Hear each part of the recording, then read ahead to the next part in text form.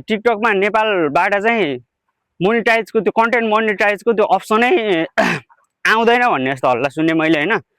Without research चाहिँ कुनै काम गर्दाखेरि चाहिँ कति नोक्सानी हुन्छ, आफ्नो गल्तीहरूबाट चाहिँ चेन्जेस हुँदैछ। कन्टेन्ट सन्टेन्ट बनाउँथे र एउटा मेरो युट्युब च्यानल पनि थियो पहिला। So hello guys, welcome to my second and morning vlog. आज चाहिँ म बेड सेट टक्क मिलाएर रुमसम्म हल्का सफा गरेर, हल्का डेली गर्छु, हल्का सफा गरेर अब चाहिँ थोरै समय चाहिँ यसो बाहिरतिर जाउँ कि भनेछु। म चाहिँ बाहिर आइसकेँ। अब चाहिँ यहाँ चाहिँ अलि धेरै लाउडली बोल्न चाहन्न म, किनकि गेस्टहरूलाई डिस्टर्ब हुन्छ भने। त्यस्तो चाहिँ यहाँको सिचुएसन। हाम्रो होटल चाहिँ माथि टप थर्ड फ्लोरमा। सो म चाहिँ यता रोड क्रस गरेर आइसकेँ। लास्टै भिड हुन्छ, तर पनि यहाँनिर चाहिँ एउटा जेब्रा क्रस छैन क्या। पब्लिकले चाहिँ खासै त्यस्तो जेब्रा क्रसको वास्ता गर्दैन। जहाँ मन लाग्यो त्यहीँबाट चाहिँ रोड चाहिँ क्रस गर्ने कोसिस गरेर देखिरहेको हुन्छु। त्यतिबाट चाहिँ फर्स्ट टाइम आउँदैछु। सो नाइस, हेर्नु यस्तो पिसफुल इन्भाइरोमेन्ट छ, एकदम शान्त। यहाँ कोही पनि छैन मान्छेहरू होइन। बिहान बिहान यसरी वाकिङमा यतातिर आउँदाखेरि चाहिँ एकदम छुट्टै मजा हुन्छ।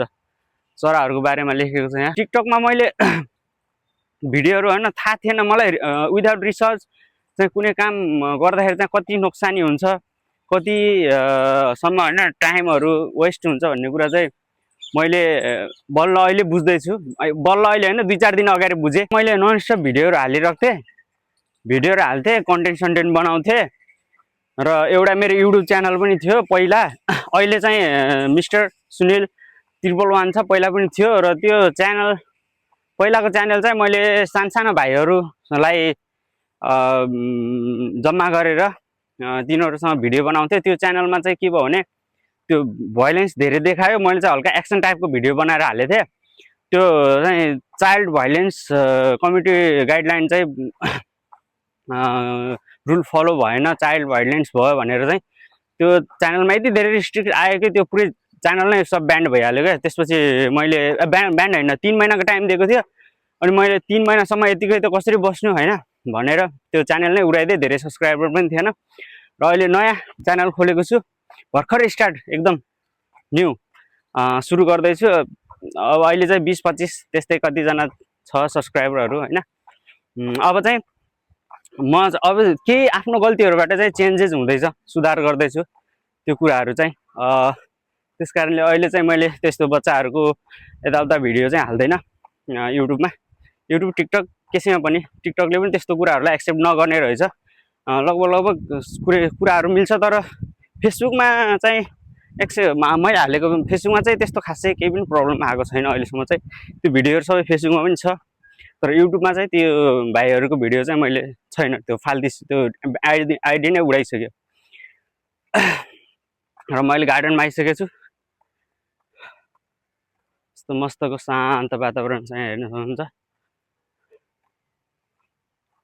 यहाँ मान्छेहरू चाहिँ एकदम कमै आउने गर्छ।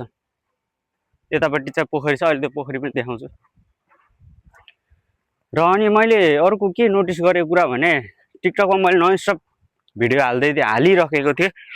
भिडियो चाहिँ हालिरहेको, अब के भयो भने त्यो चाहिँ टिकटकमा नेपालबाट चाहिँ मोनिटाइजको त्यो कन्टेन्ट मोनिटाइजको त्यो अप्सनै आउँदैन भन्ने जस्तो हल्ला सुने मैले होइन। त्यसपछि रिसर्च गरेँ यताउता होइन, युट्युबहरूमा, गुगलहरूमा।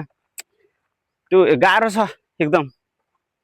त्यो होइन, पैसै कमाउन नसकिने त्यो टिकटक त्यति खत्तम पनि होइन होइन, हेल्प चाहिँ गर्छ। अब धेरै सिचुएसनहरू हेरेको, तर यो भिडियो मात्रै बनाएर चाहिँ नेपालबाट टिकटक कन्टेन्ट मोनिटाइज गर्न चाहिँ एकदमै गाह्रो छ। सबैजनाले यो कुरो चाहिँ बुझ्नु होला। अहिलेसम्म त्यस्तो कुनै आएको छैन होइन। र जति पनि टिकटकमा मेहनत गर्नुहुन्छ उहाँहरूलाई चाहिँ म सबैलाई के रिकमेन्ड गर्न चाहन्छु भने, भिडियो तपाईँले बनाउनुहुन्छ, मेहनत गरेर बनाउनुहुन्छ होइन, बनाएको भिडियो चाहिँ सबैमा हाल्नुहोस्। फेसबुकमा, इन्स्टामा होइन, टिकटकमा, अनि त्यसपछि सोसियल मिडिया के छ सबैमा हाल्नुहोस्, कुनै न कुनैतिरबाट राम्रो रेस्पोन्स आउँछ। र कुनै एउटा सोसियल मिडियामा तपाईँले अडियन्स मतलब अडियन्सहरूलाई चाहिँ क्याच गर्न सक्नुभयो भने चाहिँ राम्रो हुन्छ, मतलब अरूलाई पनि त्यसबाट सपोर्ट मिल्छ र भन्ने जस्तो चाहिँ मैले मेरो रिसर्चले बताएको। म पनि त्यस्तो खतरै खालको अडियन्स भए मान्छे त होइन, त्यही पनि गर्न चाहिँ हेर्नुहोस्। यो मैले हिजो यो पानी भरेको भनेको यो चाहिँ ग्राउन्ड रहेछ पुरा। यहाँ आइसक्यो, यहाँ चाहिँ समथिङ के लेखिरहेछ है, यो चाहिँ मलाई केही पनि पढ्न आउँदैन। यता चाहिँ यो ताल छ, यो ताल हेर्नु साथी, यहाँदेखि म तपाईँलाई देखाउँछु। धेरै ठुलो छ यो, फेरि यो समुद्र होइन यो ताल हो, बहुत ठुलो छ, धेरै ठुलो छ यो होइन।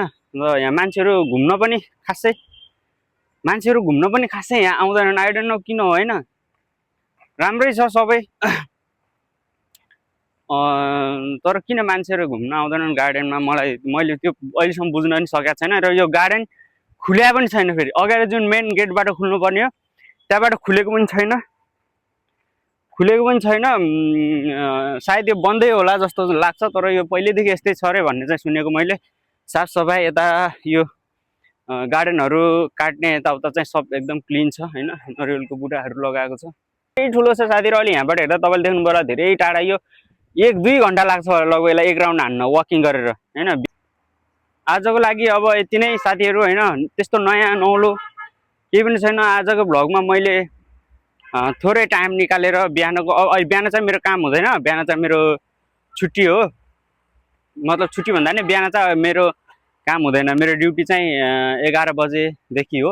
अब टाइम पनि लगभग भइसकेको छ, अब म चाहिँ रुममा रिटर्न हुन लाग्यो। So have a good day सबैजनालाई।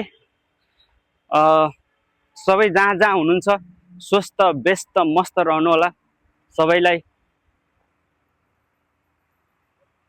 By by.